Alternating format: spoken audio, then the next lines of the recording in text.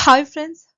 आज की इस वीडियो में हम नया जो प्रायोरिटी सेक्टर लैंडिंग का टारगेट है जिसमें अपडेशन हुई है पुराने वाले में वो हम डिस्कस करने वाले हैं। ठीक है।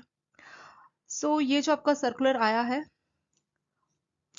24 मार्च 2025 का है और ये जो आपका टारगेट जो इफेक्टिव है वो डेट है आपका 1 अप्रैल 2025। ठीक है। तो ये जितने भी टारगेट्स हम पढ़ने वाले हैं इसका इम्प्लीमेंटेशन डेट 1 अप्रैल 2025 का। इससे पहले 2020 में इन्होंने अपडेट किया था प्रायोरिटी सेक्टर लैंडिंग का टारगेट, और फिर 2025 से जो है कुछ नई चीज़ों को इन्होंने अपडेट किया। पुराने जो टारगेट्स है उसमें कुछ चेंजेस किया। ठीक है। और कई सारे हम अपडेट देखने वाले हैं। और जैसे एक अपडेट ये है, पहले क्या होता था कि प्रायोरिटी सेक्टर लैंडिंग में आप कोई लोन दे रहे हैं तो 25,000 तक का जो लोन है उसके ऊपर कोई भी, ना तो बैंक कोई प्रोसेसिंग फी ले सकता था, ना ही कोई सर्विस चार्ज, ना ही कोई इंस्पेक्शन चार्ज।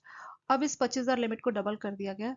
ये है आपकी 50,000 लिमिट। ठीक है। ऐसी कुछ छोटी मोटी और भी चीज़ें अपडेट हुई है, वो सारा हम इसमें डिस्कशन करने वाले हैं। ठीक है।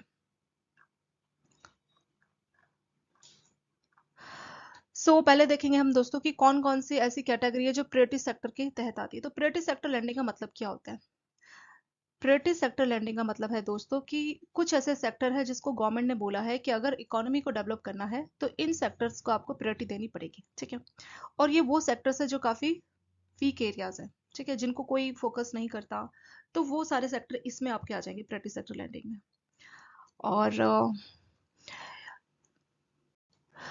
और ये जो प्रायोरिटी सेक्टर लैंडिंग है ये काफ़ी बार आपका पूछा भी जाता है दोस्तों, क्योंकि जैसे आपका principle and practices of banking है उसमें इंडियन इकोनॉमी में, तो मतलब बहुत सारी जगह पे ये जो टॉपिक है प्रायोरिटी सेक्टर लैंडिंग का पूछ लिया जाता है। तो यहाँ पे कुछ सेक्टर्स है, गवर्नमेंट ने स्पेसिफाइड किया कि ये वो सेक्टर्स है जिसको आपको प्रायोरिटी सेक्टर मानना है। और प्रॉपर लोन को लेके बैंकों को टारगेट दे दिए गए हैं आरबीआई गवर्नमेंट के द्वारा कि ये टारगेट्स आपको पूरे ही करने हैं। अगर कोई बैंक टारगेट पूरे नहीं करता है तो क्या होता है, तो उसके लिए भी अरेंजमेंट किया है कि अगर आपने इन टारगेट को पूरा नहीं किया, तो जैसे होता है ना किसी के नाम पे आप पैसा रखते हैं कि मान लीजिए कोई आने वाला रिश्तेदार, तो उसके नाम पे आपने 1,000 रुपए रख दिए। ठीक है। अगर वो रिश्तेदार आपके घर नहीं आया 1,000 रुपए, तो आपने किसी और के हाथों वो 1,000 रुपए भिजवा दिए। तो सेम ऐसे यहाँ पे है कि अगर आप ये प्रायोरिटी सेक्टर के तहत आपको जो टारगेट दिया था कि ऐसे ऐसी कैटेगरी में लोन, तो अगर आपने नहीं दिया तो कुछ अरेंजमेंट है जहाँ पे वो पैसा आपको ट्रांसफर करना है। ठीक है। वो हम लास्ट में देखेंगे, वो भी यहाँ पे बताया। तो कौन कौन से सेक्टर्स को गवर्नमेंट ने प्रायोरिटी सेक्टर की कैटेगरी में रखा है? तो ये आपके सेक्टर्स हैं: agriculture, micro and small enterprise, export credit, education. Micro and small enterprise का भी नया डेफिनेशन आया है। ठीक है। वो भी आपका चेंज हो गया। एक्सपोर्ट, एजुकेशन, हाउसिंग और social infrastructure, renewable energy, others and weaker sector. ठीक है। इसमें दोस्तों जो एजुकेशन है ना, इसका पहले 10 था, अब 20 कर दिया। अब इस बार जो लेटेस्ट अपडेट है 25 लाख कर दिया। यानी अब एजुकेशन लोन में अगर 25 लाख तक का लोन दिया जाएगा ना, तो वो प्रायोरिटी सेक्टर की कैटेगरी में आएगा। ये एजुकेशन लोन का क्वेश्चन आपका आया हुआ है, पूछते हैं बहुत बार, तो इसलिए मैंने यहाँ पे बता दिया। बाद में आएगा दोबारा, इसको हम तब इसको डिस्कस करेंगे। ठीक है। तो ये सारे सेक्टर्स हैं। इन सेक्टर्स को गवर्नमेंट ने बोला है कि ये आपके प्रायोरिटी सेक्टर जो है माने जाएंगे। ठीक है। ये जो आपकी गाइडलाइंस है किस किस के ऊपर लागू होती है? तो प्रायोरिटी सेक्टर की जो गाइडलाइंस है वो लागू होती है commercial bank, RRB, small finance bank, local area bank, primary urban cooperative bank. ये सारे के सारे जो बैंक्स हैं इनके ऊपर ये लागू होता है। और यहाँ से इसको देखते हैं। ठीक है। तो वही चीज दोबारा रिपीट की कि कौन कौन सी कैटेगरी को प्रायोरिटी सेक्टर माना जाएगा। ये हमने ऊपर पहले ही देख लिया था: agriculture, micro and small enterprise, export, education, housing, social infrastructure, renewable and others. तो ये सारे हम category one by one discuss करेंगे पूरी वीडियो में कि एग्रीकल्चर में कितने तक का लिमिट है, या एक्सपोर्ट में, एजुकेशन में। तो ये सारा हम इस वीडियो में वन बाय वन डिस्कस करेंगे। ठीक है। यहाँ पे आपको जो भी टारगेट है ना वो एएनबीसी के हिसाब से निकालना है, यानी एडजस्टेड नेट बैंक क्रेडिट। तो ये कंसेप्ट समझना जरूरी है दोस्तों कि एएनबीसी एग्जैक्टली क्या होता है, क्योंकि यहाँ पे अभी आप ये जो टेबल देखने वाले ना, देखिए जो भी टारगेट्स है और सब टारगेट्स है ये प्रायोरिटी सेक्टर लैंडिंग के लिए दिए गए हैं टेबल में। और ये हमें किसके हिसाब से कैलकुलेट करने हैं? To be computed on the basis of A N B C. ठीक है। तो एडजस्टेड नेट बैंक क्रेडिट के आधार पे हमें इसको कैलकुलेट करना है। तो पहले हमें समझना पड़ेगा कि एडजस्टेड नेट बैंक क्रेडिट क्या होता है। ठीक है। उसको समझ के ही हम जो है इन टारगेट्स को बेटर वे में समझ पाएंगे। एएनबीसी एडजस्टेड नेट बैंक क्रेडिट को थोड़ा सा यहाँ पे समझ लेते हैं, क्योंकि जो भी टारगेट्स है वो एएनबीसी के ऊपर ही हमें कैलकुलेट करने हैं। ठीक है। Adjusted net bank credit. तो एडजस्टेड नेट बैंक क्रेडिट हम कैसे कैलकुलेट करेंगे? तो पहले हमें क्या निकालना होगा? बैंक क्रेडिट, मतलब बैंकों ने कितना लोन दिया। फिर बैंक क्रेडिट में हम क्या क्या देखेंगे? देखिए बैंक क्रेडिट में जो भी बैंकों ने लोन दिया, जैसे बैंक कोई भी टर्म लोन दिया, जैसे एजुकेशन लोन हो गया, ठीक है, हाउसिंग लोन हो गया, ये सारे टर्म लोन, या बैंकों ने कोई ओवरड्राफ्ट दिया, वो भी आपका इसमें आ जाएगा।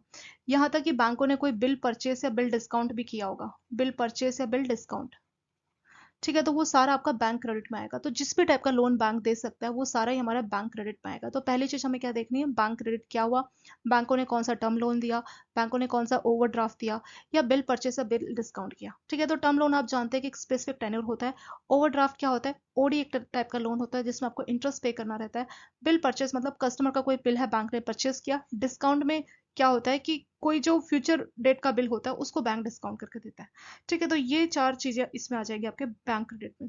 तो बैंक क्रेडिट के बाद आपको क्या करना है कि कुछ चीज आपको माइनस करनी है। क्या माइनस करनी है वो देखते हैं, वो है नंबर 2। अगर बैंकों ने कोई भी बिल रीडिस्काउंट कराया, बिल डिस्काउंट में क्या हो रहा था कि बैंकों ने कस्टमर का बिल डिस्काउंट करके दिया, पर बैंकों ने कस्टमर का बिल डिस्काउंट क्यों किया? मान लीजिए कोई कस्टमर है, उसके पास है बिल, पर उस बिल में लिखा है कि 4 महीने बाद पैसा मिलेगा, मान लीजिए 1 लाख का बिल है, तो वो कस्टमर पे टाइम नहीं है कि वो 4 महीने का वेट करे। मान लीजिए कोई दुकानदार ही है, कस्टमर को उसने उधार में सामान दिया, बिल बना दिया कि 4 महीने में मुझे 1 लाख दे देना, ठीक है, 1 लाख का सामान था, तो कस्टमर ने बोला ठीक है, लेकिन अब दुकानदार को इमीडिएट पैसा चाहिए, तो बैंक के पास जाके बोलता है कि ये 1 लाख का बिल है, बिल ऑफ एक्सचेंज आप बोल सकते हैं दोस्तों, तो मुझे ये डिस्काउंट कर दो। तो बैंक क्या करेगा, कहेगा अच्छा 4 महीने बाद पैसा आएगा, ठीक है, मैं 1 लाख के बदले तुम्हें 95,000 दे देता हूँ। तो बैंक ने क्या किया, उसका बिल किया डिस्काउंट, अब वो अपने पास रख लिया, तो वो बिल डिस्काउंट आ गया था हमारा बैंक क्रेडिट में, क्योंकि बैंक ने उसको लोन दिया। अब बैंक क्या कर रहा है कि जो पैसा बैंक ने लोन के तौर पे दिया ना, 95,000, वही बिल लेके मान लीजिए किसी गवर्नमेंट के या किसी, मान लीजिए वो किसी किसान का बिल था तो नाबार्ड से उसको रिडिस्काउंट करा लिया, मतलब नाबार्ड ने बैंक को पैसे दिए और बोला जब तुम्हें मिलेंगे 4 महीने बाद मुझे दे देना। तो जब बैंक को पैसे की इमरजेंसी पड़ गई, तो अपने जो बिल कस्टमर का डिस्काउंट किया होता है तो उसको जो है रिडिस्काउंट कराता है, तो उसको बोला जाता है बिल रिडिस्काउंट।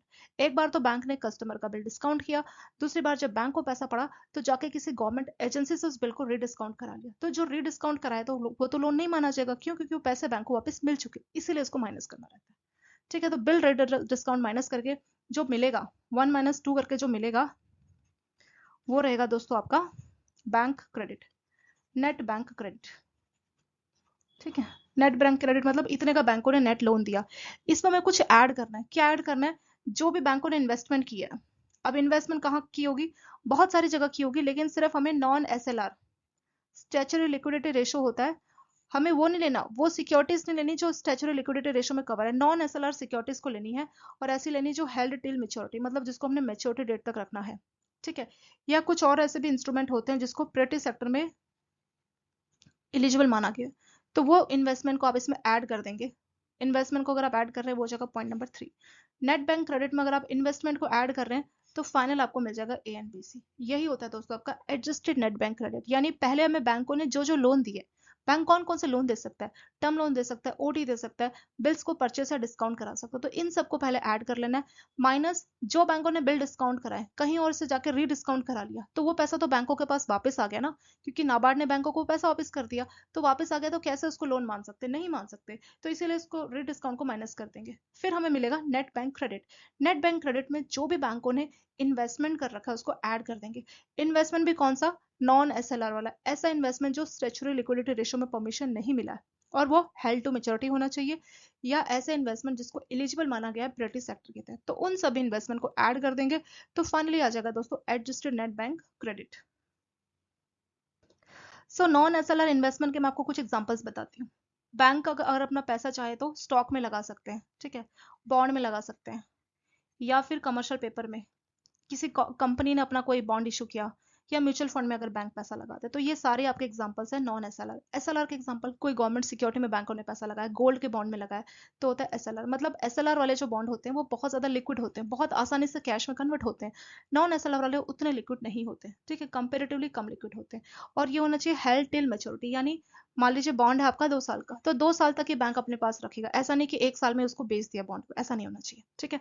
तो मैंने आपको नॉन एसएलआर इन्वेस्टमेंट का भी यहाँ पे आपको एग्जाम्पल बताया, ठीक है। तो इन सभी को अगर आप ऐड करेंगे नेट बैंक क्रेडिट के साथ, तो आपको मिल जाएगा ए एंड बी सी, यानी कि एडजस्टेड नेट बैंक क्रेडिट। बहुत सिंपल है, बैंकों का लोन माइनस जो भी बैंकों ने अपने बिल को रिडिस्काउंट कराया उससे मिलेगा net bank credit. Net bank credit में आप इन्वेस्टमेंट को ऐड कर दीजिए, कौन सी वाली, नॉन एसएलआर वाली इन्वेस्टमेंट को ऐड कर दीजिए, उससे आपको फाइनली मिल जाएगा दोस्तों एएनबीसी यानी कि एडजस्टेड नेट बैंक क्रेडिट। सो जितना भी टारगेट रखा गया है वो है आपका एएनबीसी। एक लाइन होगी दोस्तों, अभी नहीं, थोड़ी देर बाद हम देखेंगे ना, तो आप ये लाइन देखेंगे, देखिए जो भी टारगेट है वो है एएनबीसी या CEO BSE which is higher. आप हर जगह देखना पिछले साल का जो भी आपका एएनबीसी था या सीईओबीसी लिखा है ना preceding years which is higher, हर जगह आप देखना ऐसे ही मिलेगा, एएनबीसी या सीईओबीसी विच इज हायर, हर जगह आपको ऐसे मिलेगा। तो सीईओबीसी क्या होता है? सीईओ बीएससी का फुल फॉर्म होता है दोस्तों credit equivalent of of balance sheet exposure. ठीक है, तो इसका फुल फॉर्म यहाँ लिख देती हूँ, credit equivalent of of balance sheet exposure. Of balance sheet exposure आप जानते हैं ना, जहां पे बैंकों ने सच में पैसा नहीं दिया, बस गारंटी दे दी, जैसे bank guarantee, letter of credit, ये सारी सर्विस भी तो बैंक देते हैं ना। मान लीजिए बैंक ने 40 लाख की किसी कस्टमर को बैंक गारंटी दी है, तो क्या बैंक की पॉकेट से 40 लाख रुपए गए? नहीं, सिर्फ गारंटी दी है। ऐसे बैंक ने मान लीजिए 1 करोड़ का लेटर ऑफ क्रेडिट दिया है पर सच में पैसे तो नहीं गए ना, ये एक टाइप से बैंकों की कंटीजेंट लायबिलिटी होती है जिसको बोला जाता है ऑफ बैलेंस शीट एक्सपोजर। ठीक है, तो उसमें जो बैंकों ने पैसा दिया उसको बोला जाता है credit equivalent of of balance sheet exposure. मान लीजिए बैंक ने 40 लाख का बैंक गारंटी दिया है, 1 करोड़ की लेटर ऑफ क्रेडिट दी है। ठीक है, तो 1 करोड़ 40 लाख कितना हो गया? ये हो गया आपका 1 करोड़ 40 लाख। ठीक है, तो ये हो जाएगा आपका सीईओ बीएसई। या उसी बैंक का मान लीजिए आपने एएनबीसी कैलकुलेट किया, वो आ रहा है 5 करोड़। तो एएनबीसी कैलकुलेट कैसे किया? ऊपर जो हमने फॉर्मूला देखा था ना अभी, उस फॉर्मूले से कैलकुलेट किया। तो एएनबीसी है 5 करोड़, इस बैंकों का ऑफ बैलेंस शीट एक्सपोजर आ रहा है 1.4 करोड़। कौन सा बड़ा है? विच इज हायर, इन दोनों में से हायर कौन सा है? ये हायर है ना। तो जो बैंकों का प्रायोरिटी सेक्टर टारगेट कैलकुलेट होगा वो एएनबीसी पे कैलकुलेट होगा। ठीक है, वो इस पे नहीं कैलकुलेट होगा। तो इसलिए ये टर्म इस्तेमाल की है कि एएनबीसी या सीओबीएसई विच इज हायर। ठीक है, तो हर जगह आप यही देखना विच इज हायर। इसे रखने के लिए मैं हमेशा एएनबीसी इस तरह से बोलूंगी, पर आप इसका मतलब समझ लेना दोस्तों कि एएनबीसी या सीओबीएसई विच इज हायर, जो भी हायर है, मतलब अगर आपने ऑफ बैलेंस शीट एक्सपोजर के लिए ज्यादा गारंटी दी है वो, या आपका जो एएनबी से निकल के आया वो, जो भी बड़ा अमाउंट होगा उस पर आपका ये जो प्रायोरिटी सेक्टर का है टारगेट कैलकुलेट किया जाएगा। चलिए अब इसको इरेज करके हम लोग दोबारा से अपनी टेबल को वन बाय वन समझना स्टार्ट करते हैं। सो ए एंड बी सी दोस्तों हम समझ चुके हैं, अब हम यहाँ पे आएंगे सीधे हमारी टेबल पे। सो ये टेबल आपको याद करनी है, बहुत सारी चीजें आपको पहले वाली दिखेंगी, ऐसा नहीं कि पूरा उन्होंने चेंज किया, ये सब पुराना ही है जो हमने टोटल टारगेट देखा था कमर्शियल बैंकों का। तो कमर्शियल बैंकों का टारगेट पहले कितना हुआ करता था, सेम वही टारगेट यहाँ पे दिया गया है। सो यहाँ पे आपको 4-5 कैटेगरी के बैंक दिखेंगे दोस्तों। एक है हमारा आपका कमर्शियल बैंक, फिर आपको मिलेगा फॉरेन बैंक, तीसरा आपका आरआरबी रीजनल रूरल बैंक, चौथा है स्मॉल फाइनेंस बैंक, और इसके नेक्स्ट पेज में हम यहाँ देखेंगे अर्बन कोऑपरेटिव बैंक। ठीक है, अर्बन कोऑपरेटिव बैंक। तो ये पांचों बैंक के बारे में थोड़ा थोड़ा देखते हैं ताकि हमें आइडिया लगे कि इन बैंकों में आपस में क्या डिफरेंस होता है।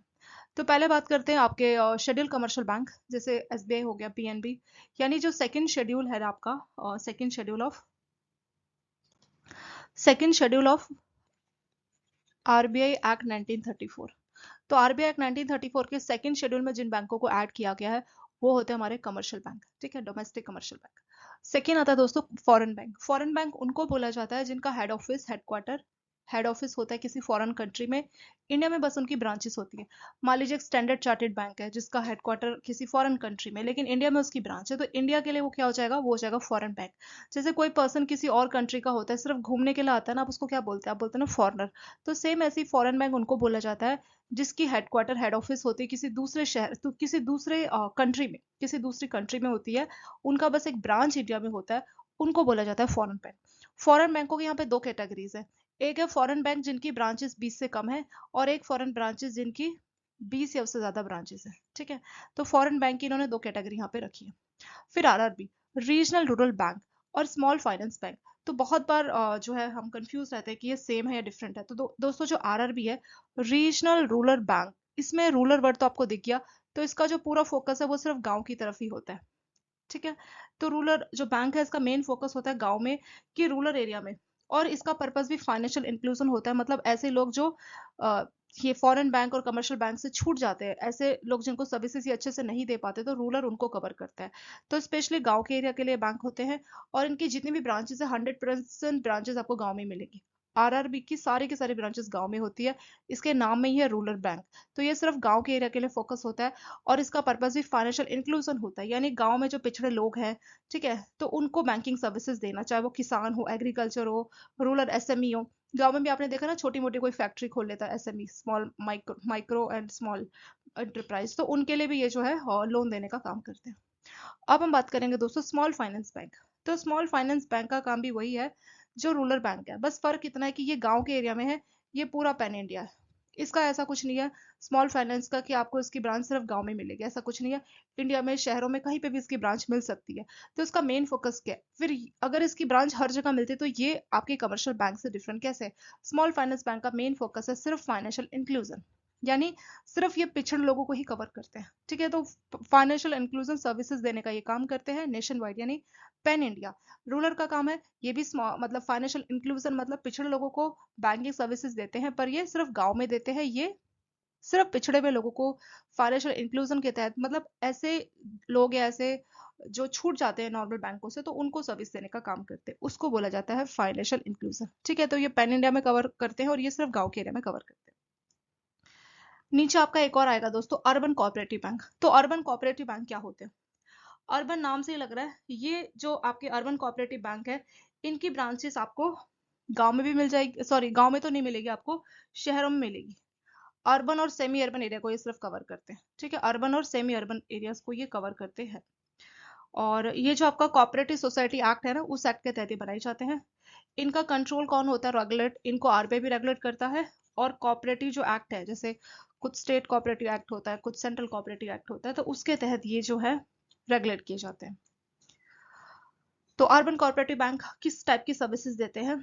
और इनकी सर्विसेज वही है जैसे लोन देना, एफडी, सेविंग अकाउंट, लॉकर, ठीक है, इंश्योरेंस। तो इस टाइप की सर्विसेज आपके अर्बन कोऑपरेटिव बैंक देते हैं, ठीक है। तो ये हमने यहाँ पे देख लिया।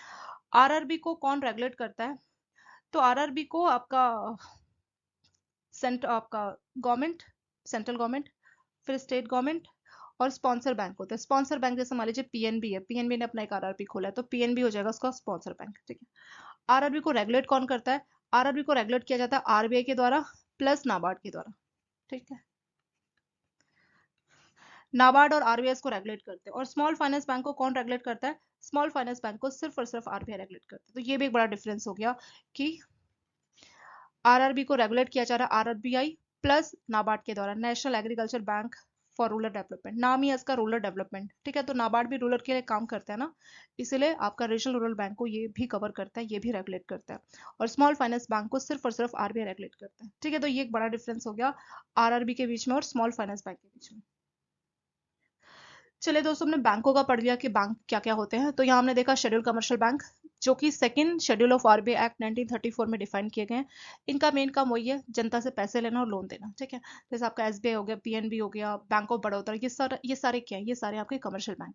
फिर आता है फॉरेन बैंक। फॉरेन बैंक उनको बोला गया है जिनके हेड ऑफिस इंडिया से बाहर किसी भी कंट्री में हो सकते हैं, ठीक है। यूएसए हो गया, कोई भी दूसरी कंट्री में इनके हेड ऑफिस होंगे, इंडिया में सिर्फ इनकी ब्रांचेस होंगी, उनको बोला गया फॉरेन बैंक।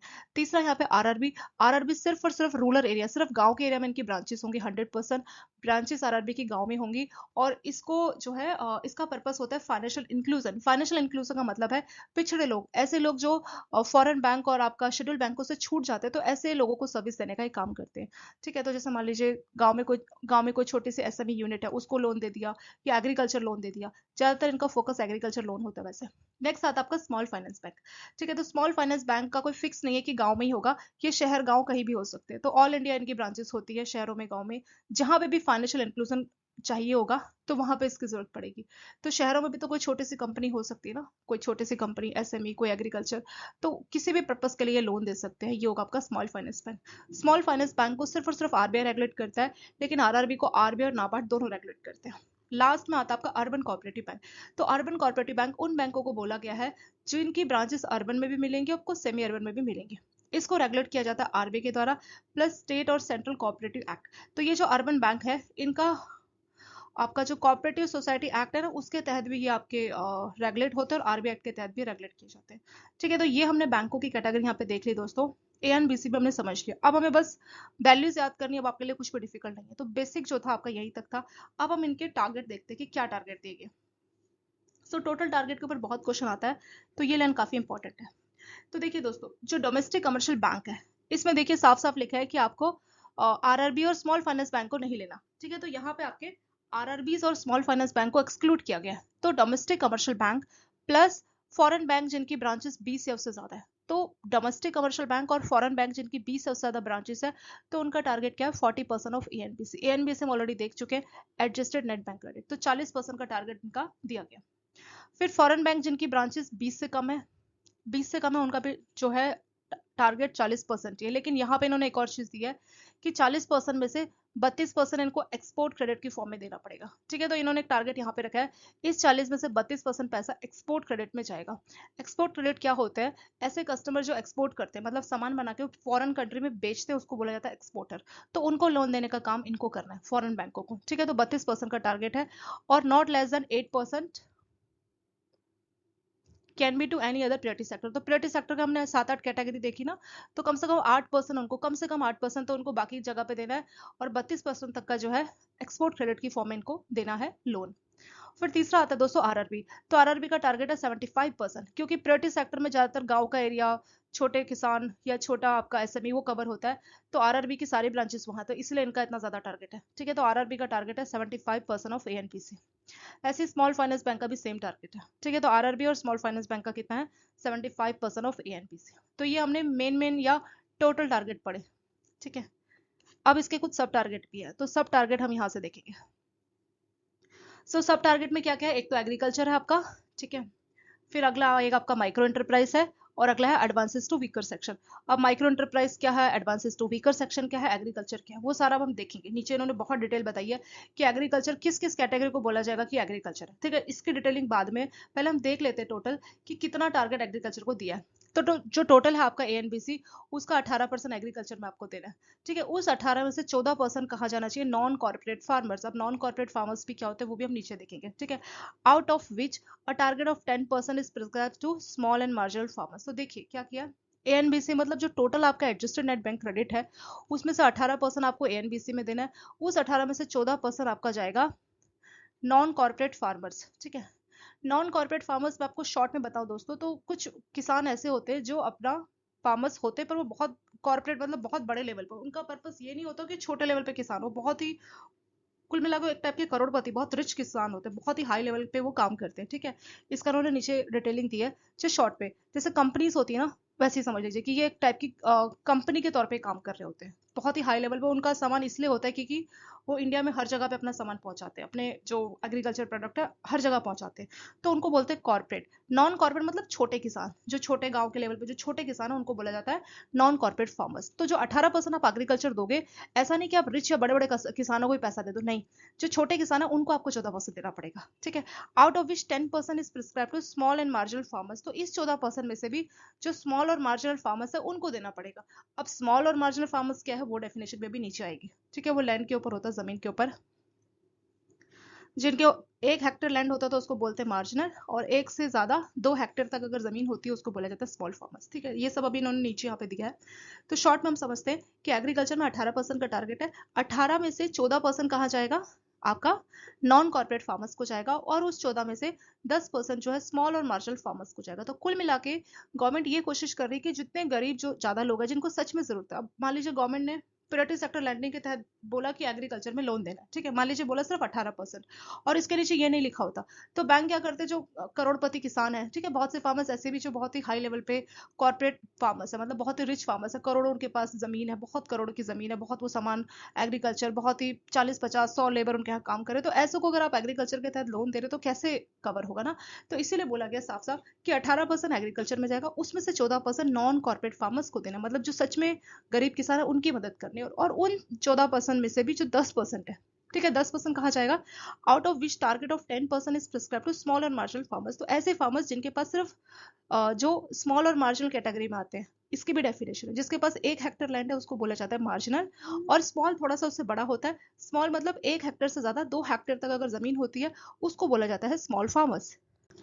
सो 1 हेक्टेयर लैंड या 2 हेक्टेयर बहुत बड़ी जमीन नहीं है अगर देखा जाए तो। इस हिसाब से ज्यादा जो प्रायोरिटी सेक्टर है उसमें गरीब किसान, गरीब लोग, उनको कवर किया जाए, तो इसीलिए गवर्नमेंट ने सब टारगेट इस तरह से दिए। ठीक है, फिर बात करेंगे आपका फॉरेन बैंक जिनकी ब्रांचेस 20 से कम है तो उनके ऊपर एग्रीकल्चर का कोई रूल लागू नहीं होता। ठीक है, उनका बहुत इजी याद रखना, उनके ऊपर ना तो एग्रीकल्चर का, ना ही माइक्रो का, और ना ही वीकर सेक्शन का, उनके ऊपर कुछ लागू नहीं होता।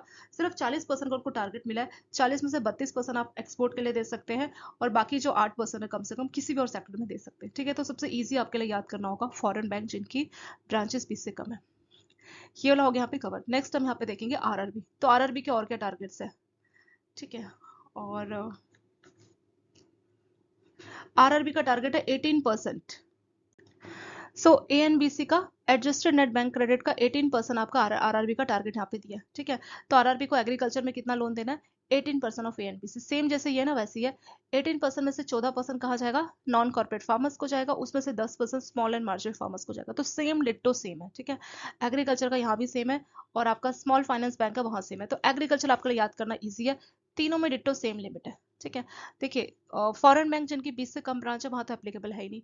एग्रीकल्चर यानी जो आपका शेड्यूल कमर्शियल बैंक या फॉरेन बैंक जिनकी ब्रांचेस 20 से उससे ज्यादा है, दोनों के ऊपर ये रूल लागू हो रहा है। और आपका आरआरबी पे ये रूल लागू हो रहा है, और स्मॉल फाइनेंस बैंक पे ये रूल लागू हो रहा है। ठीक है, तो तीनों में सेम है कि एग्रीकल्चर में जो आपका एएनबीसी है, टोटल जो एएनबीसी एडजस्टेड नेट बैंक क्रेडिट है उसका 18% जाएगा। 18 में से 14% जाएगा आपका नॉन कॉर्पोरेट फार्मर्स को, उस 14 में से 10% जाएगा स्मॉल एंड मार्जिनल फार्मर्स को। ठीक है, तो सेम वही चीज यहाँ लिखा है, डिट्टो सेम, और ऐसे ही आपका यहाँ पे भी डिट्टो सेम है, कुछ भी नया नहीं। देख लीजिए 18%, उसमें से 14% जाएगा नॉन कॉर्पोरेट फार्मर्स को, और उसमें से जो है 14 में से जो 10% है वो कहाँ जाएगा आपका, वो जाएगा आपका स्मॉल एंड मार्जिनल फार्मर्स को। तो एग्रीकल्चर भी हो गया यहाँ पे कंप्लीट। नेक्स्ट लिमिट है दोस्तों माइक्रो एंटरप्राइज। अब माइक्रो एंटरप्राइज क्या होता है। ठीक है, तो एमएसएमई की नई डेफिनेशन अभी आई है। ठीक है, डेफिनेशन चेंज की है, तो लेटेस्ट जो डेफिनेशन है एमएसएमई की वो भी आपको 1 अप्रैल 2025 से लागू हो रही है। तो वहां पे माइक्रो, स्मॉल और मीडियम एंटरप्राइज की डेफिनेशन को थोड़ा सा इन्होंने चेंज किया है। सो माइक्रो एंटरप्राइज की जो डेफिनेशन है जो कि आपकी लागू होती है 1 अप्रैल 2025 से, वो है आपका इन्वेस्टमेंट, कि अगर आपने इन्वेस्टमेंट किया होगा अप टू 2.5 करोड़, और आपकी टर्नओवर यानी सेल्स होगी कितनी, अप टू 10 करोड़, तो उसको बोला जाएगा माइक्रो एंटरप्राइज। पहले ये डिफर था दोस्तों, पहले यहाँ पे 2.5 के बदले 1 करोड़ था, और टर्नओवर था आपका 5 करोड़। ठीक है, तो जो पुरानी डेफिनेशन है वो थी 1 करोड़ तक का आप अगर इन्वेस्टमेंट किया हुआ है आपने, ठीक है, मशीन इक्विपमेंट में, और 5 करोड़ तक की टर्नओवर यानी सेल्स है, तब उसको माइक्रो एंटरप्राइज बोला जाता था। लेकिन 1 अप्रैल 2025 से ये डेफिनेशन चेंज हो चुकी है। नई डेफिनेशन है कि 2.5 करोड़ का आपका इन्वेस्टमेंट होना चाहिए, चाहे आपने किसी भी इक्विपमेंट में किया है, ठीक है, टेक्नोलॉजी में किया है। इन्वेस्टमेंट मतलब जो आप पैसे लगाते हो, कोई मशीन आपने खरीद ली या कुछ भी आपने टेक्नोलॉजी अपग्रेड किया, उसके लिए जो आपने खर्चा किया उसको बोला जाता है इन्वेस्टमेंट। तो 2.5 करोड़ तक का अगर आपने इन्वेस्टमेंट किया है तो उसको बोला जाएगा माइक्रो, प्लस आपकी टर्नओवर यानी आपकी सेल्स अगर 10 करोड़ तक है, अप टू 10 करोड़, तो उसको बोला गया माइक्रो एंटरप्राइज। ठीक है, तो आप माइक्रो एंटरप्राइज की डेफिनेशन यहाँ से देख सकते हैं। माइक्रो एंटरप्राइज उनको बोला गया है जिनका 2.5 करोड़ का इन्वेस्टमेंट है, और उनकी जो टर्नओवर है सेल्स है मैक्सिमम अप टू 10 करोड़ है। ये मैक्सिमम है दोस्तों, अप टू 2.5 करोड़। ठीक है, अप टू 10 करोड़। तो जो नई डेफिनेशन आप वही याद कीजिए, क्योंकि पुरानी डेफिनेशन आपकी 31 मार्च 2025 को एक्सपायर हो चुकी है। तो पुरानी जो चीज एक्सपायर है उसको आप छोड़ दीजिए, जो नई डेफिनेशन उसको याद कीजिए। नई डेफिनेशन है 2.5 करोड़ का इन्वेस्टमेंट और 10 करोड़ तक की टर्नओवर। सो वो होती है हमारी माइक्रो एंटरप्राइज। ठीक है, तो अब इसका क्या है कि इस माइक्रो एंटरप्राइज के लिए कितना आपका टारगेट है, 7.5% ऑफ एएनबीसी। तो जो एडजस्टेड नेट बैंक क्रेडिट या आपका सीईओ बीएसई, इसमें से जो भी हाई है उसका आपको 7.5% तक का लोन माइक्रो एंटरप्राइज में देना पड़ेगा। सेम टू सेम वही लिमिट दोस्तों यहाँ देखिए, आरआरबी के लिए भी 7.5% और स्मॉल फाइनेंस बैंक के लिए भी 7.5% है। ठीक है, और आपका फॉरेन बैंक जिनकी ब्रांचेस 20 से कम है उसके ऊपर ये लागू नहीं होता है। तो एग्रीकल्चर में भी डिटो सेम है। देखिए एग्रीकल्चर में जो चीज यहाँ लागू होती है ना, 18-14-10, सेम ऐसी था, 18-14-10, 18-14-10। माइक्रो में भी सेम है, 7.5% ऑफ एएनबीसी। और आपका आरआरबी पे भी यही लिमिट है, और आपका स्मॉल फाइनेंस बैंक पे भी यही लिमिट लागू होता है। तो एग्रीकल्चर अगर आप ये याद करेंगे तो बाकी आपको टेबल याद हो जाएगी। ठीक है, एडवांसेस टू वीकर सेक्शन। अब वीकर मतलब होता है जो पिछड़े वर्ग है, इसकी प्रॉपर टेबल है कि किस किस को वीकर सेक्शन बोला गया। ठीक है, तो टेबल बाद में हम देखेंगे। तो वीकर सेक्शन मतलब पिछड़े वर्ग के, जैसे कोई डिस्ट्रेस फार्मर्स है या कोई ऐसे पिछड़े वर्ग के लोग हैं, उसको यहाँ पे वीकर सेक्शन में रखा गया। तो इसका क्या टारगेट है, एएनबीसी का 12%, तो 12% का टारगेट इनको दिया गया है। और फॉरेन बैंक जिनकी 20 से कम ब्रांच है उस पर ये लागू नहीं होता।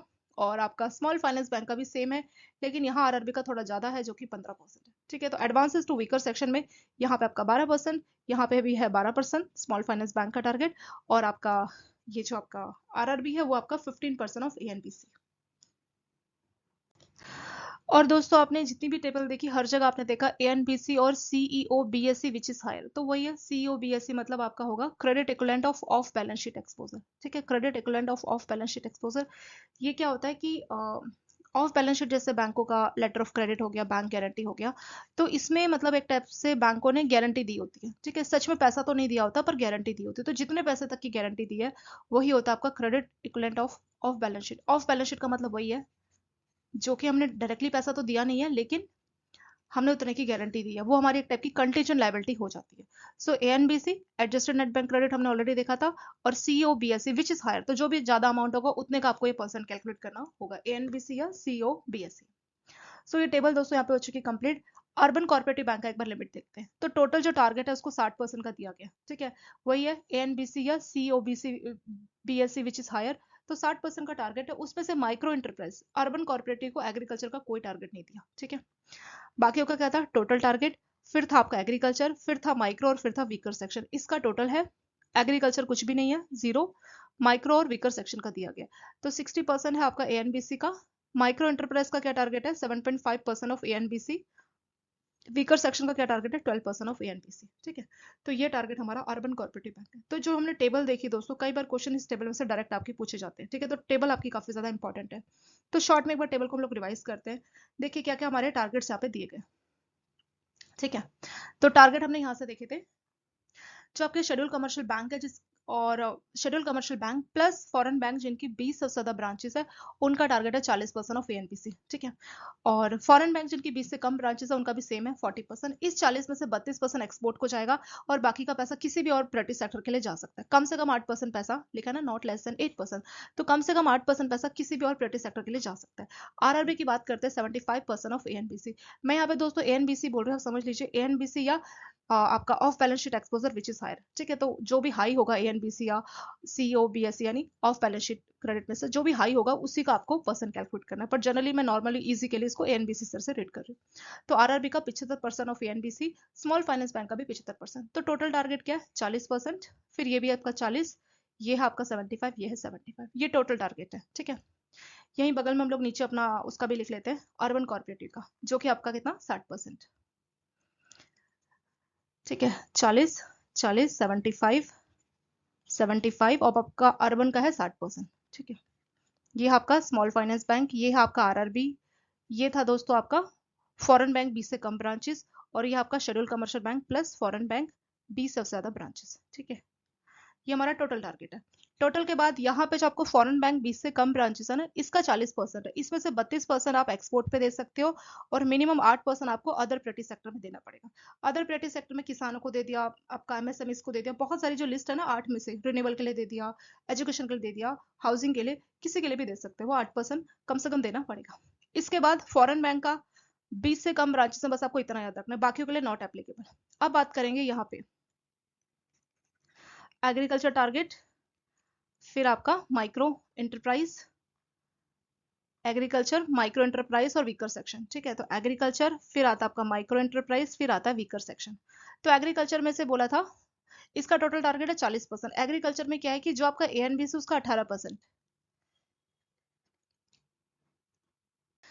सो एएनबीसी यानी एडजस्टेड नेट जो बैंक क्रेडिट है उसका आपको 18% लेना है। इस 18% में से 14% कहा जाना चाहिए जो कि आपके नॉन कॉर्पोरेटिव फार्मर्स है। ठीक है, ऐसे जो फार्मर्स जो छोटे हैं, कोई कॉर्पोरेट लेवल पे किसान नहीं है, ऐसा नहीं कि इंडस्ट्रीज लेवल पे किसान हो, नॉर्मल किसान है, उस 14 में से भी जो है 10% कहा जाना चाहिए आपका स्मॉल और मार्जिनल फार्मर्स। मार्जिनल फार्मर्स जिनके पास 1 हेक्टर का जमीन है, स्मॉल थोड़े से उनसे बड़े होते हैं, 1 हेक्टर से ज्यादा 2 हेक्टर तक जो जमीन है उसको बोला जाता है स्मॉल फार्मर्स। ठीक है, तो 14 में से 10% वहां जाना चाहिए और टोटल एएनबीसी का 18% एग्रीकल्चर में जाना चाहिए। तो ये हो गया हमारा एग्रीकल्चर का लिमिट। फिर सेम डिट्टो यही चीज आपकी यहाँ भी लागू होती है, एग्रीकल्चर का यहाँ लागू होता है। फॉरेन बैंक का तो बस इतना ही है, आरआरबी पे भी सेम डिट्टो है यही, और स्मॉल फाइनेंस पे भी यही है, और आपका अर्बन कॉर्पोरेटिव पे कोई लिमिट नहीं है एग्रीकल्चर का। ठीक है, फिर तीसरा आता है आपका माइक्रो फार्मर्स। तो माइक्रो फार्मर्स पे कितना लिमिट दिया इन्होंने, माइक्रो एंटरप्राइज पे 7.5%। ठीक है, तो माइक्रो एंटरप्राइज दोस्तों कितना है, 7.5% किसका, ए एन बी सी का, यानी total adjusted net bank credit का कितना है, 7.5% है। ठीक है, और इस पे फॉरेन पे कोई लिमिट नहीं है। आरआरबी पे भी 7.5, स्मॉल फाइनेंस पे भी 7.5, और आपका जो अर्बन कॉर्पोरेटिव बैंक है उसका लिमिट कितना है, अर्बन कॉर्पोरेटिव का भी 7.5 है। ठीक है, तो ये बिल्कुल सेम है हर जगह पे। फिर लास्ट आता है आपका यहाँ पे वीकर सेक्शन। ठीक है, तो वीकर सेक्शन का क्या लिमिट है, वीकर सेक्शन का यहाँ पे लिमिट देख सकते हैं, ये है 12%, ये है 12%, यहाँ पे कोई लिमिट नहीं है, ये है 15%, ये है 12%, और आपका अर्बन कॉर्पोरेटिव का क्या लिमिट है दोस्तों, ये भी आपका 12%।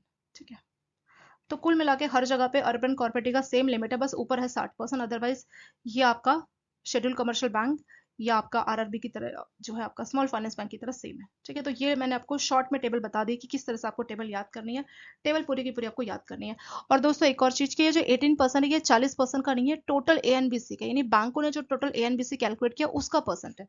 मान लीजिए एएनबीसी का टोटल है 40%, ये टोटल टारगेट है। ठीक है, उस टोटल के बाद बोला कि टोटल मान लीजिए बैंकों का एएनबीसी 100 रुपए। ठीक है, तो इस शेड्यूल कमर्शियल बैंक को टारगेट मिला कि 100 में से 40 रुपए आप प्राइवेट सेक्टर में दे देना। फिर बोला कि टोटल 40 रुपए देना, 40 रुपए कैसे देने, 18 रुपए एग्रीकल्चर में देना मैक्सिमम, तो 100 का 18 रुपए कितना हो गया दोस्तों, 18% हो गया, 18 रुपए। फिर बोला माइक्रो में दे देना 7.5, वीकर को दे देना 12।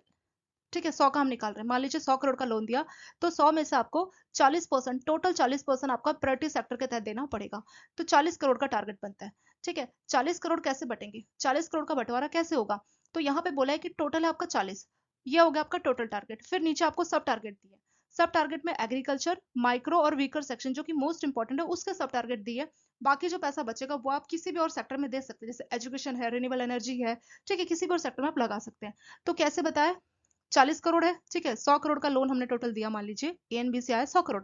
ठीक है, और आप यानी जो ऑफ बैलेंस शीट एक्सपोजर है ना, मान लीजिए ऑफ बैलेंस शीट हमने जो गारंटी दी लेटर ऑफ क्रेडिट, वो सारा सिर्फ आता 80 करोड़। तो हायर कौन सा है, 100 करोड़ का एएनबीसी आ गया, 80 करोड़ है आपका आपका ऑफ बैलेंस शीट, तो हायर अमाउंट है 100 करोड़। ठीक है, तो हायर का हम कैलकुलेट करेंगे, तो 100 करोड़ हमारा एएनबीसी है, तो एएनबीसी के 100 करोड़ में से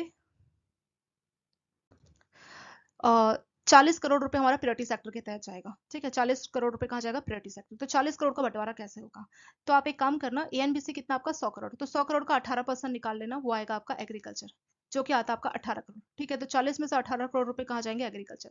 फिर 7.5 जाएगा आपका माइक्रो एंटरप्राइज। ठीक है, तो 100 का 7.5% कितना हो गया, 7.5 करोड़, 7.5 करोड़ वहां चले गए। फिर 12 करोड़ आप दे देना वीकर सेक्शन को। ठीक है, 12 करोड़ वहां चले गए। हम ये किसका ले रहे हैं, 100 करोड़ का, क्यों, क्योंकि एएनबीसी हमारा 100 करोड़ है। ठीक है, तो 40 करोड़ का हमारा टोटल था, 40 में से हमने 18 करोड़ एग्रीकल्चर में दिए, फिर हमने 7.5 करोड़ कहाँ दिए, माइक्रो में, और वीकर में हमने मान लीजिए 12 करोड़ दिए। तो 40 में से इसको माइनस कीजिए दोस्तों, तो कितना बचेगा, इन तीनों को ऐड करके आएगा दोस्तों 37.5 करोड़। ठीक है, 18 और 12 हो गया आपका 30 करोड़, 30 में आप 7.5 ऐड कीजिए, 37.5, यानी 40 में से जो है गवर्नमेंट ने, आरबीआई ने आपको बता दिया कि 37.5 सब टारगेट है। ठीक है, ये एग्रीकल्चर का है, ये आपका माइक्रो का है, और ये आपका वीकर सेक्शन का। ठीक है, और ये 40 करोड़ आपका टोटल टारगेट है। फिर 37.5 करोड़, तो 40 में से 37.5 करोड़ माइनस कीजिए, कितना बचेगा, 2.5 करोड़। 2.5 करोड़ आप कहीं भी दे सकते हैं। प्राइवेट सेक्टर में हमने बहुत सारा लिमिट देखा था ना, 8-9 सेक्टर रिन्यूएबल था, फिर आपका आपका एजुकेशन भी था 25 लाख तक का, और भी बहुत सारे। तो 2.5 करोड़ आप अपने हिसाब से, अपनी श्रद्धा के हिसाब से कहीं भी दे सकते हैं। ठीक है, तो 2.5 करोड़ की बैंकों के ऊपर छूट है कि वो किसी भी और अपना प्रायोरिटी सेक्टर में दे सकते हैं, पर 37.5 करोड़ का साफ साफ गवर्नमेंट ने यहाँ पे हिसाब बता दिया। ठीक है, तो इस तरह से ये लिमिट आपको याद करनी है। आई होप आपको रिवीजन से समझ में आ गया होगा दोस्तों कि ये लिमिट हमें किस तरीके से याद करके जानी है। ठीक है, चलिए ये सब टारगेट भी हमने यहाँ पे देख लिया। अब हम बात करेंगे कि एग्रीकल्चर या माइक्रो स्मॉल या जो है आपका मतलब और क्या क्या चीजें बताइए। तो एग्रीकल्चर में देखा था हमने, एग्रीकल्चर में दो तरह से लोन दिया जा सकता है, एक होगा इंडिविजुअल फार्मर। ठीक है, इंडिविजुअल फार्मर में जैसे आपके जो भी किसान है, ठीक है, जैसे सेल्फ हेल्प ग्रुप के किसान है, जॉइंट लायबिलिटी ग्रुप के किसान, वो भी इसमें आ जाएंगे। ये गांव में किसान जो होते हैं ना, अपना जो अकेले बेसिस पे काम करते हैं, तो वो सारा आपका इंडिविजुअल किसान इसमें हो जाएंगे। ठीक है, इंडिविजुअल किसान को लोन दिया जा सकता है, जैसे हमने देखा था ना एग्रीकल्चर लोन, तो एग्रीकल्चर लोन में जो आप इंडिविजुअल किसान को लोन दे रहे हैं, अगर आपके पास वेयर हाउस रिसिप्ट है तो वेयर हाउस रिसिप्ट के लिए भी अगर आप लोन दे रहे हैं तो वो भी आपका एग्रीकल्चर लोन ही माना जाएगा। सो एग्रीकल्चर लोन का मतलब ये नहीं कि सिर्फ खेती बाड़ी के लिए, अगर आपके पास कोई वेयर हाउस रिसिप्ट है। वेयर हाउस रिसिप्ट क्या है? वेयर हाउस रिसिप्ट का जो टाइम है वो 12 महीने से ज्यादा नहीं होना चाहिए। अगर नेगोशियबल वेयर हाउस रिसिप्ट है, नेगोशियबल वेयर हाउस रिसिप्ट का मतलब होता है ऐसी वेयर हाउस रिसिप्ट जो किसी और को आप ट्रांसफर कर सको। ठीक है। तो वेयर हाउस रिसिप्ट क्या होता है कि मान लीजिए किसानों ने अपना खेती बाड़ी से जो भी मतलब उनको जो भी सामान मिला, गेहूं या जो भी चीज उन्होंने खेती बाड़ी की, ठीक है, उसको कट किया, हार्वेस्ट किया, उसके बाद उन्होंने किसी वेयर हाउस में रख दिया। और वेयर हाउस में कोई आप सामान रख रहे हैं तो आपके पास रिसिप्ट आ गई कि इतने रुपए का ये सामान है, उसको बोला जाता है वेयर हाउस रिसिप्ट। सो बैंकों को वेयर हाउस रिसिप्ट दिखा के दो टाइप की वेयर हाउस रिसिप्ट हो सकती है। एक हो सकती है आपकी नेगोशिएबल, मतलब जिसको आप ट्रांसफर कर सको, और एक हो सकती है बिना नेगोशिएबल, नॉर्मल वाली। ठीक है। तो जो नेगोशिएबल वेयर हाउस रिसिप्ट है उसकी लिमिट है 90 लाख। तो नेगोशिएबल वेयर हाउस रिसिप्ट दिखा के आप 90 लाख तक का लोन बैंक से ले सकते हो। और जो दूसरी वाली वेयर हाउस रिसिप्ट है अदर देन, तो उस केस में आपको 60 लाख तक का लोन दिया जा सकता है। ठीक है। तो वेयर हाउस रिसिप्ट का आपको क्या याद रखना है कि अगर नेगोशिएबल वेयर हाउस रिसिप्ट है तो उस केस में 90 लाख तक का लोन दिया जा सकता है एग्रीकल्चर के लिए। और अगर आपकी ये लिमिट नॉन नेगोशिएबल है तो 60 लाख तक का लोन दिया जा सकता है। और जो रिसिप्ट है उसका जो टाइम है 12 महीने से लेट नहीं होना चाहिए। अगर किसी किसान को लोन चाहिए कि वो सोलर पावर प्लांट सेट करना चाहता है अपने खेत पे, तो उसके लिए भी उसको एग्रीकल्चर लोन दिया जा सकता है। ठीक है। तो ये तो नॉर्मल किसान हुआ। दूसरा आएगा आपका कॉर्पोरेट फार्मर्स, जो बड़े लेवल पे काम करते हैं। ठीक है। तो कॉर्पोरेट फार्मर्स का जो लिमिट है ये कितना दिया गया देखिए। तो यहाँ पे इन सारी एक्टिविटी के लिए कॉर्पोरेट फार्मर्स को लोन दिया जा सकता है, लेकिन उनका लिमिट कितना है वो है आपका 4 करोड़ पर बोरोवर। ठीक है। तो एक बोरोवर एंटिटी को, एक बोरोवर कंपनी को मैक्सिमम 4 करोड़ का लोन दिया जाएगा। ठीक है। तो किस पर्पज के लिए? किसी भी टाइप का उनको क्रॉप लोन चाहिए, प्लांटेशन, हॉर्टिकल्चर, तो उस पर्पज के लिए ये लोन दिया जा सकता है। ठीक है। या कोई और भी एग्रीकल्चर की जो एक्टिविटी होती है लॉन्ग टर्म या मीडियम टर्म, उसके लिए भी लोन दिया जा सकता है। ठीक है। प्री या पोस्ट हार्वेस्ट, हार्वेस्ट से पहले आपको स्प्रे कराना है, हार्वेस्टिंग कराना है, ठीक है, ट्रांसपोर्ट कराना है जो भी आपको फार्म से मिला, तो उसके लिए भी आपको लोन दिया जा सकता है। यहाँ पे वेयर हाउस का रिसिप्ट क्या है देखिए। यहाँ पे बोला है दोस्तों loan up to 4 crore against pledge. तो आपका जो भी एग्रीकल्चर प्रोडक्ट है, ठीक है, तो उसमें आप क्या कर सकते हैं कि अगर आपका वेयर हाउस रिसिप्ट है नेगोशिएबल, जिसको आप कहीं ट्रांसफर कर सकते हैं, ठीक है, तो उसमें आपका वेयर हाउस रिसिप्ट का जो टाइम है वो 12 महीने से ज्यादा नहीं होना चाहिए। तो उसमें 4 करोड़ का लोन दिया जा सकता है। अगर वेयर हाउस रिसिप्ट कौन सी है? Other than negotiable warehouse receipt, मतलब ऐसी वेयर हाउस रिसिप्ट जो किसी और को ट्रांसफर ना कर सको, नॉट नेगोशिएबल, तो उस केस में 2.5 करोड़ है। ठीक है। तो 4 करोड़, 2.5 करोड़। तो यहाँ देखिए हमने क्या लिमिट देखी थी। यहाँ हमने देखा था 90 लाख, 60 लाख, ये था इंडिविजुअल किसान का। नीचे जो हमने लिमिट देखी दोस्तों, ये हमने देखी कॉर्पोरेट फार्मर्स की। यहाँ पे कितनी लिमिट है? 90 लाख के बदले नीचे लिमिट है 4 करोड़, और 60 लाख के बदले 2.5 करोड़। ठीक है। सेम वही है, बस फर्क इतना, यहाँ पे ये नॉर्मल फार्मर है, अकेला फार्मर है, और ये कॉर्पोरेट है, मतलब इंडस्ट्री, एक छोटी कंपनी है। कंपनी है एक तरह से फार्मर्स लेवल पे जो एग्रीकल्चर प्रोडक्ट बना के बेचती है। तो उनका लिमिट ये लिमिट दोस्तों याद करना, मैंने एक ही जगह लिख दिया ताकि आपको याद करना इजी रहे। ठीक है। तो नॉर्मल फार्मर का लिमिट है 90 लाख, 60 लाख। ठीक है। 90 लाख कौन सा होगा? ऐसी रिसिप्ट जो नेगोशिएबल हो, जिसको आप ट्रांसफर कर सको। ठीक है। चाहे वो इलेक्ट्रॉनिक फॉर्म हो, आजकल रिसिप्ट इलेक्ट्रॉनिक फॉर्म में भी मिलती है ना, तो इलेक्ट्रॉनिक वाली हो, किसी भी फॉर्म में हो, वो है लिमिट इसका 4 करोड़। और नॉर्मल फार्मर का है 90 crore. Other than negotiable warehouse receipt का लिमिट है 2.5 करोड़, और यहाँ पे आपका 60 लाख। फिर एक और बात है कि अप टू 10 करोड़ पर बोरोइंग एंटिटी टू एफपीओ या FPCC undertaking farmers with assured marketing of their product at predetermined price. FPO का फुल फॉर्म है दोस्तों फार्मर प्रोड्यूसर ऑर्गेनाइजेशन। ठीक है। Farmer producer organisation. और एफपीसी का फुल फॉर्म है फार्मर प्रोड्यूसर, सी से हो जाएगा दोस्तों आपका कंपनी। इन दोनों में डिफरेंस क्या है? जो आपका फार्मर प्रोड्यूसर कंपनी है, ये कंपनी एक्ट के तहत रजिस्टर्ड कंपनी होती है, एक टाइप की कंपनीज होती है जिसमें फार्मर्स जो है इसके मेंबर्स होते हैं। ठीक है। और ये जो है आपका, ये एक टाइप से फॉर्मल स्ट्रक्चर होता है। प्रॉपर कंपनी है तो प्रॉपर फॉर्मल स्ट्रक्चर होगा। लेकिन अगर हम बात करें इसकी फार्मर प्रोड्यूसर ऑर्गेनाइजेशंस की, तो इसमें कुछ फार्मर्स का ग्रुप होता है जो कि अपना एक टाइप के ऑर्गेनाइजेशंस बनाते हैं, पर ये कोई एक्ट के तहत या मतलब ये रजिस्टर्ड नहीं होते, एक तरह से इनफॉर्मल फार्मर्स का ग्रुप आप मान सकते हैं। ठीक है। तो फार्मर प्रोड्यूसर ऑर्गेनाइजेशन में कुछ फार्मर्स का ग्रुप होगा, फार्मर्स इसके मेंबर होंगे। पर ये अपना ग्रुप किस लिए बनाते हैं दोस्तों? ये अपना ग्रुप इसलिए बनाते हैं, जैसे आपने देखा होगा ना कि आप अपना अकेले ऑटो बुक करके जाते हैं। ठीक है। आपको मान लीजिए ऑटो बुक करके जाना है, तो वो आपसे ले रहा है मान लीजिए 200 रुपये। लेकिन अगर आप सेम कंपनी में काम करते तो 5 या 10 लोग मिलकर एक ही ऑटो में जाते हैं। तो अगर 10 लोग मिलके जाएंगे तो 200 रुपये आपको अकेले नहीं देना पड़ेगा, 200 का बंटवारा होगा 10 रुपये में, तो आपको सिर्फ 20 रुपये देना होगा। ये फायदा होता है फार्मर प्रोड्यूसर ऑर्गेनाइजेशन का। यानी अगर आप अपने लिए अकेला ऑटो बुक कर रहे हैं तो पूरा ऑटो आपसे 200 रुपये लेगा, क्योंकि उसको जो है 200 रुपये चाहिए उस रास्ते तक जाने के लिए। पर अगर आप 8 या 10 लोगों का ग्रुप है, बहुत जगह आपने देखा होगा छोटी छोटी जो कंपनीज होती है वहाँ पे 8 से 10 लेडीज अपना ग्रुप बना के या जेंट्स अपना ग्रुप बना के ऑटो बुक करते हैं, ताकि उनको 200 रुपये नहीं बल्कि 20 रुपये देना पड़े। यही फायदा होता है इसका। यानी अगर ग्रुप में काम किया जाता है तो पैसे कम लगते हैं। जैसे मान लीजिए आपने रेंट पे कोई जगह ली है, जगह आपने बड़ी ली है, वहां पे बहुत सारा सामान स्टोर कर सकते हैं, पर आपका सामान सिर्फ इतने एरिया में, आपको पूरी जगह का, पूरे वेयर हाउस का रेंट देना है। लेकिन अगर आप ग्रुप में हैं तो आपके जो बाकी के मेंबर्स हैं वो भी रेंट शेयर करेंगे और वो भी अपना सामान यहाँ रख सकते हैं।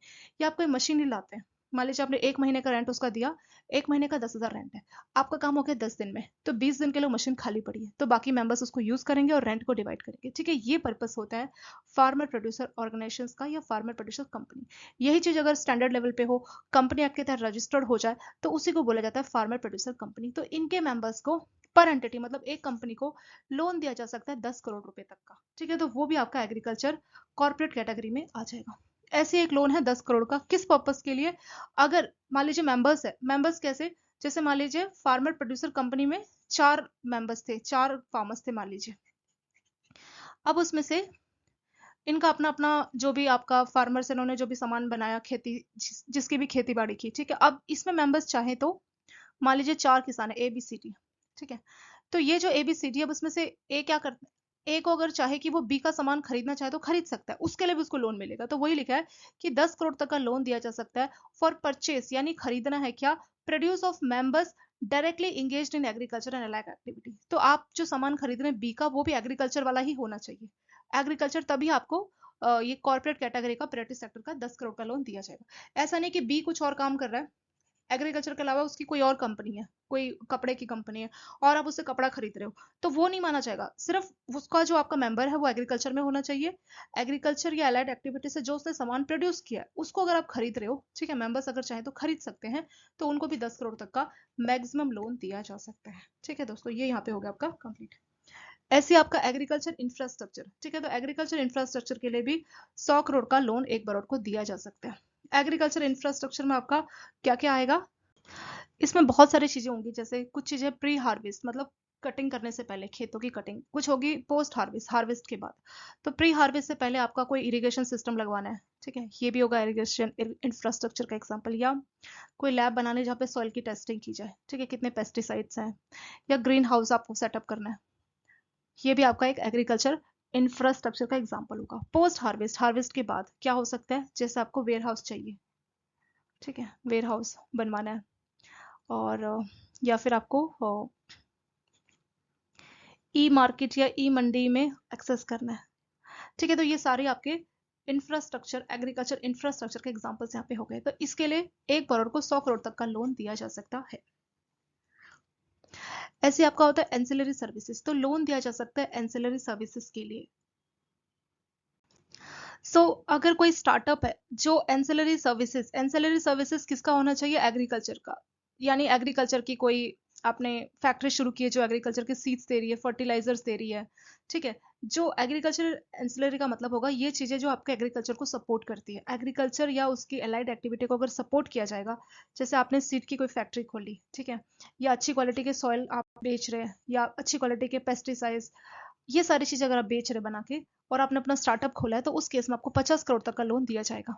ठीक है, ऐसे 100 करोड़ का लोन भी एक बार को दिया जाएगा अगर आप फूड या एग्रो प्रोसेसिंग सेट कर रहे हैं। फूड एंड एग्रो प्रोसेसिंग क्या है, कि आप एग्रीकल्चर से सामान ले रहे हैं, मान लीजिए आपने किसानों से गन्ना खरीदा और आप उससे क्या कर रहे हैं, उस गन्ने का जूस बना के बेच रहे हैं, ठीक है। या आपने कोई भी गेहूं खरीदा किसान से और उसका ब्रेड बना के बेच रहे हैं, तो ये होता है आपका फूड एंड एग्रो प्रोसेसिंग। मतलब जो भी एग्रीकल्चर से सामान मिला उसको आप प्रोसेस करके मार्केट में बेच रहे हैं। जैसे गेहूं से आप ब्रेड बना के बेच रहे हैं, वैसे गन्ना खरीद के उससे आप जो है आपकी फैक्ट्री गन्ने का जूस बना के बेच रही है, ठीक है, बॉटल्स आपको मिल रही है गन्ने के जूस की। तो ये होती है food and agro processing industries. तो इनको 100 करोड़ पर बरोड़ के हिसाब से लोन दिया जा सकता है, और जो नई नई स्टार्टअप है उनको 50 करोड़ तक का लोन दिया जा सकता है। इसके साथ एक और बात है कि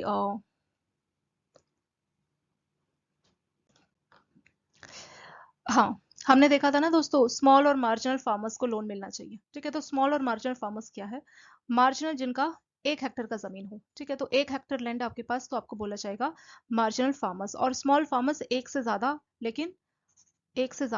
लेकिन अप टू 2 हेक्टेयर, 2 हेक्टेयर तक अगर जमीन है तो उसको बोला जाएगा स्मॉल फार्मर्स, ठीक है। तो मार्जिनल जिसके पास 1 हेक्टेयर का जमीन है, स्मॉल जिसके पास 1 हेक्टेयर से ज्यादा अप टू 2 हेक्टेयर लैंड है, तो उसको बोला जाता है स्मॉल फार्मर्स, ठीक है। ये डेफिनेशन सेम है, ये इंपॉर्टेंट है दोस्तों, बहुत बार ये डेफिनेशन आपकी सीधे ही पूछ ली जाती है। या 2.5 लाख तक का लोन दिया जाएगा इंडिविजुअल को जो कि इंगेज्ड है अलाइड एक्टिविटी में, ठीक है। किसी भी कोई भी लैंड होल्डिंग का यहाँ क्राइटेरिया नहीं है। अगर कोई भी इंडिविजुअल मान लीजिए कोई भी आपकी अलाइड एक्टिविटी में इन्वॉल्व है, जैसे एग्रीकल्चर के रिगार्डिंग किसी भी एक्टिविटी में इन्वॉल्व है, तो उस पर्सन को 2.5 लाख तक का लोन दिया जा सकता है। मान लीजिए कोई दुकान है जो एग्रीकल्चर प्रोडक्ट बेच रही है, सीड्स, जमीन, ये फर्टिलाइजर, ये सब बेच रही है, तो उस दुकानदार को 2.5 लाख तक का लोन दिया जा सकता है। और एक और बात कि जो अर्बन कोऑपरेटिव बैंक है उनको परमिशन नहीं है कि वो क्या करे, कोऑपरेटिव जो फार्मर्स है उनको लोन दे। तो अर्बन कोऑपरेटिव का हमने देखा था ना, वहां पे एग्रीकल्चर का कोई भी लिमिट नहीं दिया गया, तो वही चीज इन्होंने हमें लोन से यहाँ पे बताई है। सो यहाँ पे बैंक और एनबीएफसी मिलके जो है को लेंडिंग कर सकते हैं। को लेंडिंग में क्या होगा कि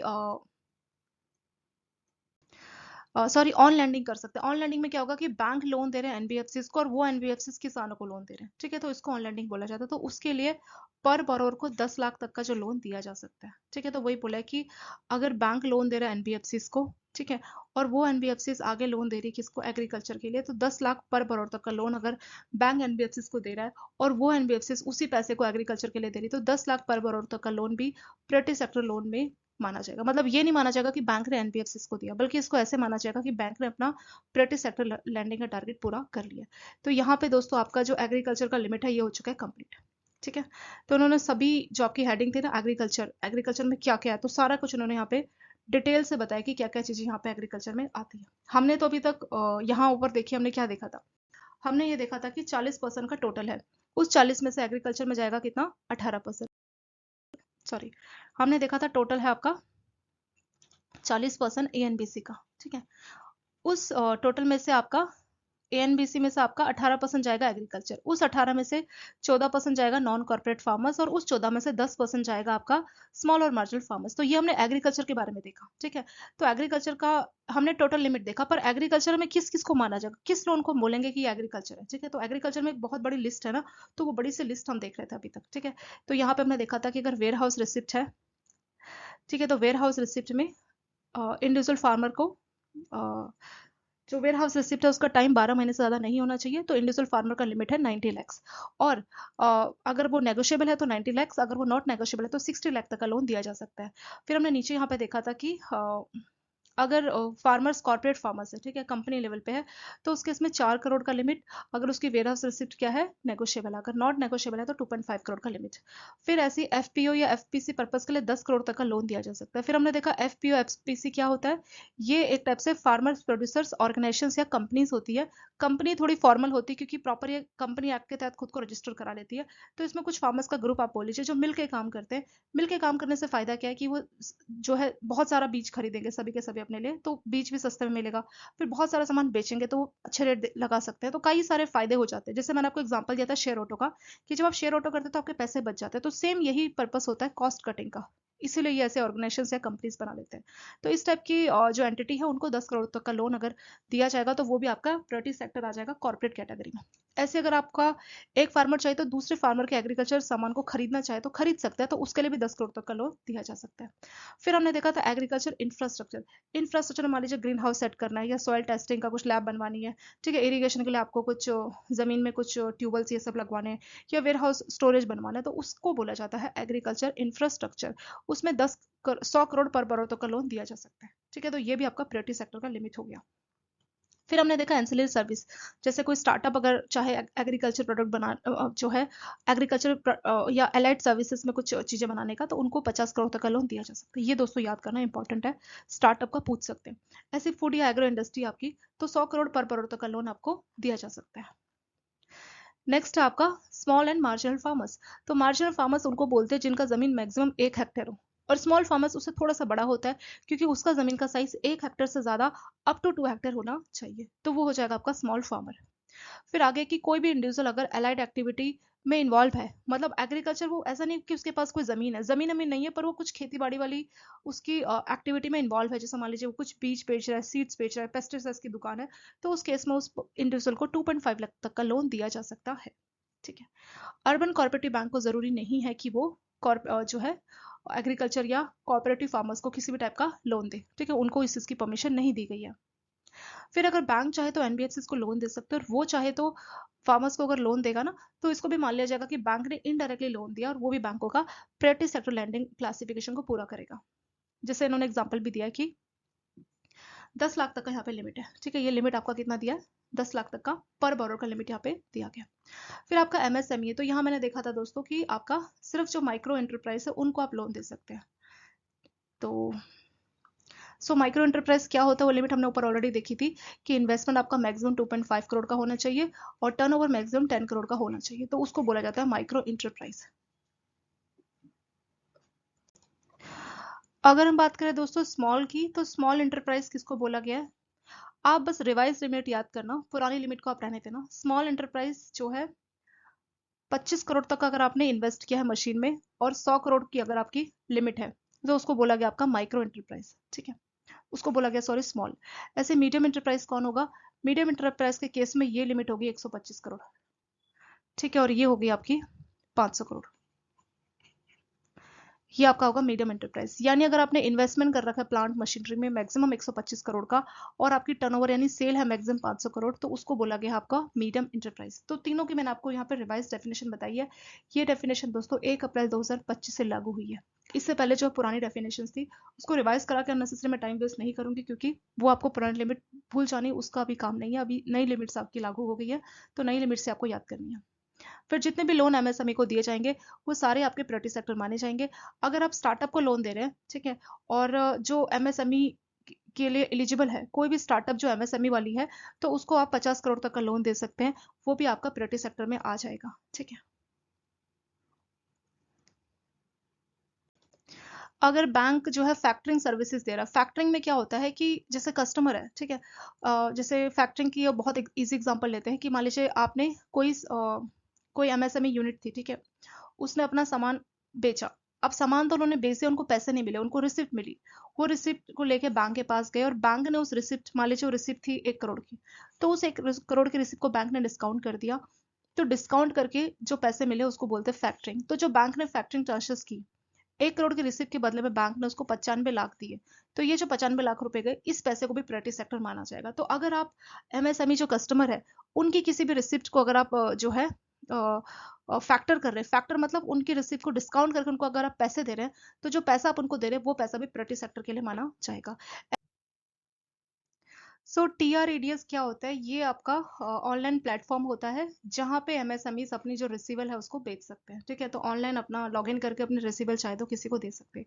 तो अगर जो टीआरएडीएस के तहत अगर रिसीवल को डिस्काउंट करा रहे हैं, और वहाँ पे अगर बैंक डिस्काउंट करके दे रहा है, तो वो भी जो है एमएसएमई में कंसिडर किया जाएगा, और वो बैंकों का प्रायोरिटी सेक्टर मान लिया जाएगा। ठीक है, इसके बाद नेक्स्ट देखेंगे यहाँ पे,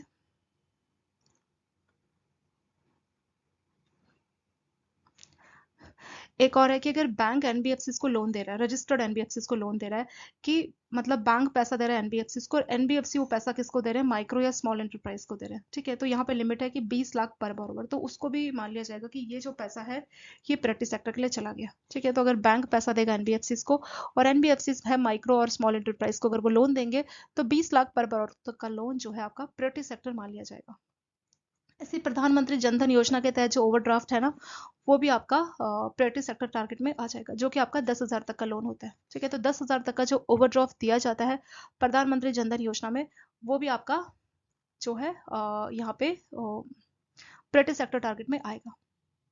अगर मान लीजिए बैंकों ने अपना टारगेट पूरा नहीं किया, तो जो पैसा बच गया उस पैसे को आप सिडबी या मुद्रा के साथ दे सकते हैं on account of priority sector shortfall. तो अगर बैंकों ने अपना पैसा नहीं दिया, पूरा लोन नहीं दिया, मान लीजिए बैंकों का टारगेट था 40 करोड़, 40 में से सिर्फ बैंक ने 20 करोड़ लोन बांटा, तो बाकी का जो 20 करोड़ है बैंक पूरा नहीं कर पाया, तो जो पैसा बच गया उसको आप सिडबी या मुद्रा के साथ डिपॉजिट करा सकते हो। ठीक है, तो ये यहाँ पे आप कर सकते हैं।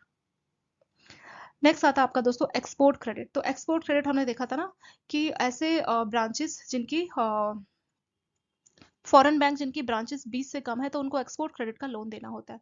तो इनका टोटल टारगेट होता है 40%, इसमें से 32% उनको एक्सपोर्ट क्रेडिट में देना है और मिनिमम 8% किसी भी और सेक्टर में दे सकते हो। तो एक्सपोर्ट क्रेडिट क्या होता है? तो एक्सपोर्ट हमने देखा था ना कि कोई भी सामान, कोई भी एक्सपोर्टर है उसको अपना सामान बना के बाहर बेचना है, ठीक है, तो उसके लिए आप लोन दे सकते हैं। तो एक्सपोर्ट क्रेडिट में प्री शिपमेंट भी होगा, पोस्ट शिपमेंट भी होगा। प्री शिपमेंट मतलब शिपमेंट से पहले, एक्सपोर्टर को शिपमेंट से पहले पैसे चाहिए, उसको रॉ मेटेरियल खरीदने के लिए पैसा चाहिए या किसी भी और पर्पस के लिए सामान बनने से पहले, शिपमेंट होने से पहले जो पैसा चाहिए उसको बोला जाता है प्री शिपमेंट लोन। तो उस लोन को अगर आप दोगे तो वो भी एक्सपोर्ट क्रेडिट माना जाएगा। या पोस्ट शिपमेंट, शिपमेंट होने के बाद भी एक्सपोर्टर को सामान फॉरेन कंट्री के वेयर हाउस के लिए पैसा चाहिए सामान रखवाने के लिए, तो वो होता है आपका पोस्ट शिपमेंट लोन, ठीक है। तो दोनों ही लोन आपका एक्सपोर्ट क्रेडिट में आ जाएगा। नेक्स्ट आता है दोस्तों यहाँ पे आपका education loan. Education loan simple है, आपको याद करना ही इंपॉर्टेंट है, ठीक है।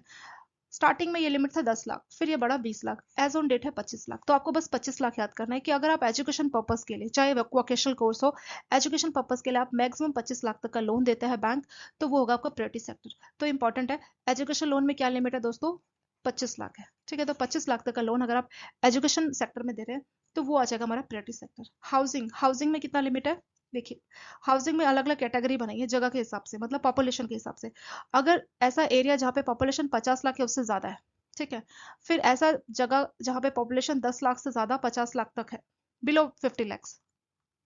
तीसरा है ऐसे सेंटर जहाँ पे पॉपुलेशन 10 लाख से कम है। तो तीन कैटेगरी, 10 लाख से कम, दूसरा है 10 लाख से ज्यादा लेकिन 50 लाख से कम, और तीसरा है greater than equal to 50 lakh. तो तीन कैटेगरी यहाँ पे बनाई गई है। तो तीन कैटेगरी के आधार पे यहाँ पे लोन का लिमिट सेट किया है और maximum cost of dwelling unit, यानी मैक्सिमम कॉस्ट कितनी होनी चाहिए और कितने तक आप लोन दे सकते हैं, ठीक है। तो ऐसे एरिया जहाँ की पॉपुलेशन 50 लाख या उससे ज्यादा है, तो वहां पे आप 50 लाख तक का लोन देंगे और ये लोन प्रायोरिटी सेक्टर माना जाएगा। और आपका जो घर है उसकी कीमत 63 लाख से ज्यादा नहीं होनी चाहिए। तो टोटल कॉस्ट घर की होनी चाहिए 63 लाख, उसमें से मैक्सिमम 50 लाख का लोन बैंक दे सकते हो। तो आपको बस ये लिमिट याद करनी, 50 लाख, ठीक है। फिर आता है ऐसे जगह जहाँ का एरिया, जहाँ की जो पॉपुलेशन है वो 10 लाख से ज्यादा है, 50 लाख से कम है, तो वहां पे बैंक का मैक्सिमम लोन 45 लाख का होना चाहिए और जो कॉस्ट है आपकी घर की 57 लाख से ज्यादा नहीं होनी चाहिए। तो लोन की भी लिमिट बताइए और घर की भी लिमिट बताइए, ठीक है। तीसरा है ऐसे एरियाज जहाँ की पॉपुलेशन 10 लाख से कम है, तो वहां पे जो लोन है वो सिर्फ 35 लाख का होना चाहिए और घर की कीमत 44 लाख से ज्यादा नहीं होनी चाहिए। तो दोस्तों एक बात आप सोच रहे होंगे कि लोन की लिमिट तो दी है पर maximum cost of dwelling unit क्यों दिया? वो इसलिए दिया है, मान लीजिए किसी का घर है 2 करोड़ का, 2 करोड़ में से वो अच्छा खासा करोड़पति आदमी, उसने 2 करोड़ के घर में से 1.5 करोड़ तो अपने लगा लिए और सिर्फ 50 लाख का लोन ले लिया। तो आपने क्या किया, ऐसे करोड़पति को लोन दिया जिसके पास पहले से 1.5 करोड़ रुपए थे और उसको आपने मान लीजिए 50 लाख का लोन दे दिया, तो क्या वो प्रायोरिटी सेक्टर लोन माना जाएगा? नहीं, वो प्रायोरिटी सेक्टर लोन नहीं माना जाएगा। क्यों? क्योंकि उसके घर की कीमत थी 2 करोड़ रुपए, इसलिए उन्होंने मैक्सिमम लिमिट लगाई है ताकि ऐसे लोगों को बेनिफिट मिले जो सच में, मतलब जिनको सच में बेनिफिट मिलना चाहिए, मतलब रिच लोग। अब घर की कीमत है मान लीजिए 5 करोड़, उसके पास 4.5 करोड़ अपनी पॉकेट में है, सिर्फ वो 50 लाख का लोन ले रहा है और बैंक ने उसको 50 लाख का लोन दे भी दिया, ठीक है। तो क्या ये प्राइवेट सेक्टर माना जाएगा? नहीं। क्यों? उसके पास 5 करोड़ का घर लेने के पैसे हैं, 4.5 करोड़ उसके पास है, सिर्फ 50 लाख के लिए लोन ले रहा है, तो इसको हम प्राइवेट सेक्टर नहीं बोल सकते। तो इसीलिए इन्होंने मैक्सिमम जो है घर की कीमत भी लगा दी कि इससे महंगा घर नहीं होना चाहिए। यानी कुल मिला के ये डिसाइड, ये सेट किया जा रहा है कि बहुत रिच कस्टमर को अगर आप लोन दे रहे हो तो प्राइवेट सेक्टर तो बिल्कुल भी नहीं होगा। तो इसलिए जो है मैक्सिमम लिमिट भी यहाँ पे लगा दी है, ठीक है। तो 50, 45 और आपका 35, 35, 45, 50 और मैक्सिमम जो घर की कीमत है वो है 63, 57 और यहाँ पे आपका 44 लाख। रिपेयर के लिए भी अगर आप चाहे तो रिपेयर के लिए, अगर जैसे मान लीजिए घर टूट गया तो उसको रिपेयर के लिए भी अगर आप लोन देंगे तो वो भी आपका प्राइवेट सेक्टर में आएगा। फिर से वही आपका 50 करोड़ या उससे ज्यादा पॉपुलेशन, 10 से 50 तक और 10 से कम। 10 से कम है तो आप यहाँ पे 10 लाख का लोन देंगे और 10 से ज्यादा 50 तक है तो 12 लाख का लोन देंगे और 50 से ज्यादा है तो 15 लाख का। फिर यहाँ पे आपकी घर की टोटल कॉस्ट है 63, 57 और 44, डिट्टो सेम है दोस्तों, देखिए 63, 57 ही है। बस यहाँ पे आपका 15, 12 और 10 कर दिया, ठीक है। यहीं पे लिख देते हैं 15, 12 और 10, आपको साथ के साथ एक ही जगह याद हो जाएगा, ठीक है। तो अगर लोन दिया जा रहा है तो 35, ये नए घर के लिए और ये है घर के रिपेयर के लिए, ठीक है। तो रिपेयर के लिए आपका ये लिमिट है, ये रिपेयर का लिमिट है और ये नए घर का लिमिट है और टोटल जो घर की कीमत है वो इससे ज्यादा नहीं होनी चाहिए। फिर एक और बात है कि गवर्नमेंट कई बार जैसे आपने देखा ना कि दिल्ली में या कुछ एरियाज में स्लम एरियाज को क्लियर करने के लिए, मतलब गवर्नमेंट क्या करती है, स्लम एरियाज जो लोग कुछ अनऑथराइज एरिया में घर बना लेते हैं तो उसको क्लियर करने के लिए गवर्नमेंट क्या करती है, फ्लैट्स या कुछ रिहेबिलिटेशन के लिए कुछ काम करती है, ठीक है। तो गवर्नमेंट एजेंसीज को बैंक चाहे तो लोन दे सकती है। क्यों? अगर आप जो है कंस्ट्रक्शन करवा रहे हैं, ठीक है, स्लम क्लियर करने के लिए या स्लम एरियाज को आप रिहेबिलिटेशन कराने के लिए अगर आप कुछ कंस्ट्रक्शन करा रहे हैं गवर्नमेंट एजेंसीज को बैंक लोन दे सकती है, पर जो कारपेट एरिया वो 60 स्क्वायर फीट से ज़्यादा नहीं होना चाहिए। ठीक है, तो मैक्सिमम कारपेट एरिया कितना होना चाहिए? 60 स्क्वायर मीटर। 60 स्क्वायर मीटर से ज़्यादा कारपेट एरिया बिल्कुल भी नहीं होना चाहिए। फिर एक और बात है कि अगर शॉर्टफॉल हो जाता है तो उस पैसे का क्या करेगी? बैंक ने हाउसिंग में टारगेट पूरा नहीं किया तो जो पैसे बच जाएंगे वो नेशनल हाउसिंग बैंक को बैंक डिपॉजिट कर देगी। ठीक है, नेक्स्ट कैटेगरी आता है दोस्तों आपका सोशल इंफ्रास्ट्रक्चर। सोशल इंफ्रास्ट्रक्चर में क्या क्या हो जाएगा कि आप स्कूल हो गया, ठीक है, ड्रिंकिंग वाटर के लिए टॉयलेट्स ये सब बनवा देना, ये होता है आपका सोशल इंफ्रास्ट्रक्चर। ठीक है, तो इसमें पर बरोर को 8 करोड़ तक का लोन दिया जा सकता है। स्कूल, ड्रिंकिंग वाटर, सैनिटेशन, इन सब के कंस्ट्रक्शन के लिए 8 करोड़ का लोन अगर पर बरोर को देंगे तो वो हो जाएगा आपका सोशल इंफ्रास्ट्रक्चर लोन। ऐसे अगर आपको हेल्थ केयर कुछ फैसिलिटीज बनवानी है, स्कूल हेल्थ केयर में हो जाएगा हॉस्पिटल्स। ठीक है, तो टीयर 3 टीयर 2 और टीयर 4 सिटीज के लिए अगर आपको हेल्थ केयर बनवाना है तो उस केस में 12 करोड़ पर बरोर को लोन दिया जा सकता है। सो आपने यहाँ देखा सोशल इंफ्रास्ट्रक्चर में अगर आपको स्कूल्स, ड्रिंकिंग वाटर या टॉयलेट ये सारी चीजें बनवानी तो 8 करोड़ पर बॉर्डर को लोन दिया जा सकता है। अगर आपको हेल्थ केयर कुछ बनवाना है तो वो लिमिट है दोस्तों 12 करोड़। ठीक है, फिर ऊपर आपने देखा कि स्लम क्लियर करने के लिए अगर गवर्नमेंट एजेंसीज को बैंक लोन दे रही है कंस्ट्रक्शन पर्पस के लिए तो वो जो एरिया है वो आपका 60 स्क्वायर फीट से ज्यादा नहीं, 60 स्क्वायर मीटर से ज्यादा नहीं होना चाहिए carpet area.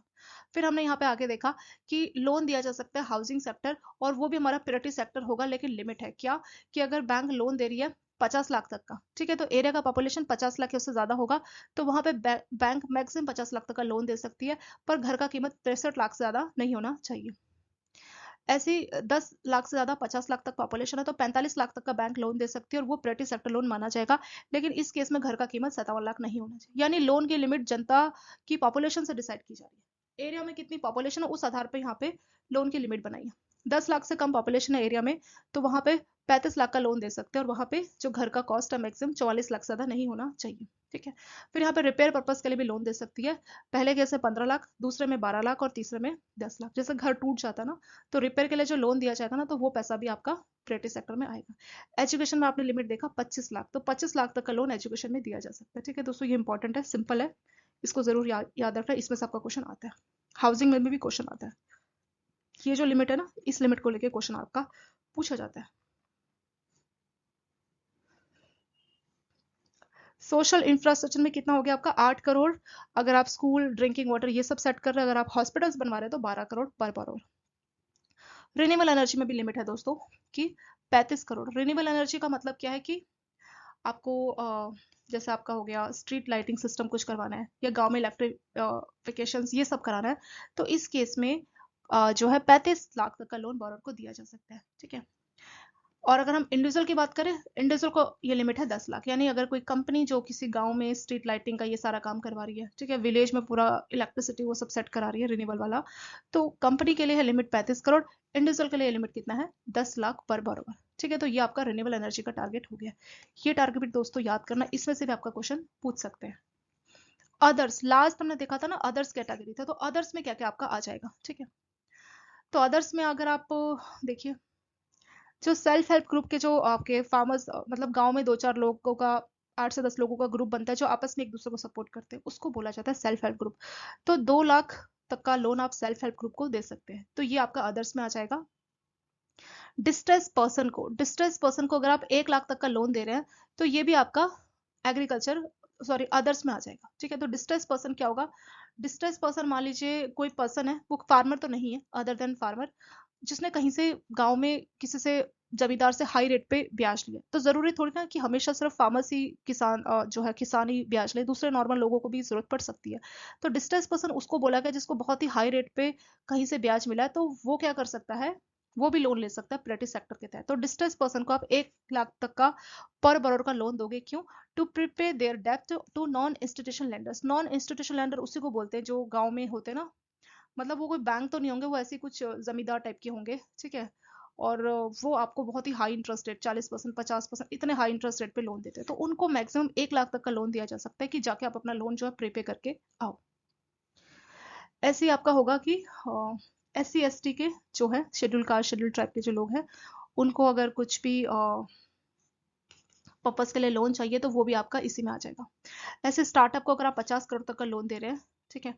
Other than that are engaged in activity other than agriculture और एसएमई। तो स्टार्टअप का हमने देखा था ना, एमएसएमई और एग्रीकल्चर में लिमिट है। अगर इसके अलावा स्टार्टअप कुछ और काम कर रहे हैं तब भी उनको 50 करोड़ का लोन दिया जा सकता है। तो जरूरी थोड़ी ना कि स्टार्टअप हमेशा एमएसएमई या एग्रीकल्चर, कुछ और में भी तो स्टार्टअप काम कर सकते हैं ना, तो उनको 50 करोड़ तक का लोन दिया जाएगा। ये हमारा अदर्स कैटेगरी में आ जाएगा। एक हमने देखा था दोस्तों वीकर सेक्शन की, वीकर सेक्शन को इतना लोन दिया जाता है, लास्ट में जो लिमिट था। तो वीकर सेक्शन में क्या क्या होगा, ठीक है। तो वीकर सेक्शन में आपके स्मॉल और मार्जिनल फार्मर्स होंगे। ये डेफिनेशन हम ऑलरेडी देख चुके हैं, स्मॉल फार्मर्स या मार्जिनल फार्मर्स क्या होता है, ठीक है। फिर हमने देखा था कि जो गांव में कॉटेज इंडस्ट्रीज जो बनाते हैं ना, तो उनको अगर आप 2 लाख तक का लोन दे रहे हैं तो ये भी आपका वीकर सेक्शन में ही आएगा। या नेशनल रूरल लाइवलीहुड मिशन के तहत कुछ भी गवर्नमेंट की स्कीम के तहत जो बेनिफिशियरी, उनको भी अगर आप लोन दे रहे हैं, SC ST के लोगों को अगर आप लोन दे रहे हैं, सेल्फ हेल्प ग्रुप के लोगों को कोई लोन दे रहे हैं, और डिस्ट्रेस फार्मर्स को, ठीक है। तो डिस्ट्रेस फार्मर्स हमारा इसमें आएगा, वीकर सेक्शन में आएगा। या इंडिविजुअल वुमेन बेनिफिशियरी को अगर आप 2 लाख तक का लोन दे रहे हैं, डिसेबल पर्सन को लोन दे रहे हैं, ट्रांसजेंडर को लोन दे रहे हैं, माइनॉरिटी कम्युनिटी जिसको गवर्नमेंट ने माइनॉरिटीज डिसाइड किया है, तो ये सारा आपका जो है वीकर सेक्शन में आपका आ जाएगा, ठीक है। इसके अलावा distress person other than farmers with loan amount not exceeding 1 lakh पर बोरो टू प्रिपेयर। या कोई डिस्ट्रेस पर्सन है तो उसको भी अगर आप 1 लाख तक का लोन दे रहे हैं तो वो भी आपका वीकर सेक्शन में ही आएगा, ठीक है। चलिए दोस्तों, इसके साथ आपका ये हो गया प्रायोरिटी सेक्टर कंप्लीट, ठीक है। तो यहाँ पे हमने लास्ट में देखा था कि वीकर सेक्शन में कौन कौन सी कैटेगरी आएगी, क्योंकि हमने 8-9 सेक्शन देखे थे ना, हाउस था, एजुकेशन था, वीकर था, एमएसएमई था, तो हमने सारा कुछ देखा। तो वीकर सेक्शन में क्या क्या आएगा, अगर आप कॉटेज इंडस्ट्रीज है, जो छोटे आर्टिसंस होते हैं, आर्टिसन मतलब गाँव में जो अपना छोटा मोटा काम खुद से करते हैं, जो अपने हाथों से कोई सामान बना के बेचते हैं, ठीक है, तो उनको 2 लाख तक का लोन दोगे, वो होगा वीकर सेक्शन। स्मॉल और मार्जिनल फार्मर्स भी आपका वीकर में ही आएंगे। नेशनल रूरल लाइवलीहुड मिशन के तहत जो बेनिफिशियरी वो भी वीकर में होंगे, SC ST के लोग, सेल्फ हेल्प ग्रुप है, ठीक है। या फिर अगर आप इंडिविजुअल वुमेन बेनिफिशियरी जिसको आप 2 लाख तक का लोन दे रहे हैं, डिस्ट्रेस फार्मर, ऐसे फार्मर जिन्होंने लोन लिया हुआ है किसी नॉन इंस्टीट्यूशनल लेंडर, जैसे गांव में जमींदार होते हैं ना, किसानों को काफी हाई रेट पे लोन देते हैं, तो डिस्ट्रेस फार्मर भी आपका वीकर सेक्शन में आएगा। डिस्ट्रेस पर्सन मतलब ये फार्मर नहीं है, अदर देन फार्मर है, तो उसको भी अगर आप 1 लाख तक का लोन दे रहे हैं तो वो भी आपका वीकर में ही आएगा। डिसेबल पर्सन और ट्रांसजेंडर, ठीक है। तो ये सारे आपकी लिमिट हो गई आपके वीकर सेक्शन की। फिर प्रधानमंत्री जनधन योजना के तहत 10,000 तक का ओवरड्राफ्ट दिया जा सकता है, ठीक है। तो वो लिमिट भी आपकी एमएसएमई में काउंट की जाएगी।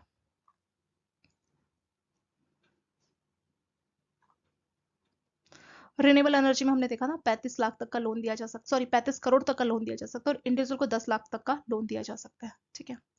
और सोशल इंफ्रास्ट्रक्चर क्या होगा, 8 करोड़ पर बरोर को लोन दिया जाएगा स्कूल और ये सब सेट करने के लिए, और 12 करोड़ पर बरोर को हेल्थ केयर फैसिलिटीज को सेट करने के लिए, ठीक है दोस्तों। इसके साथ आपका प्रायोरिटी सेक्टर लैंडिंग का ये वीडियो हो चुका है कंप्लीट।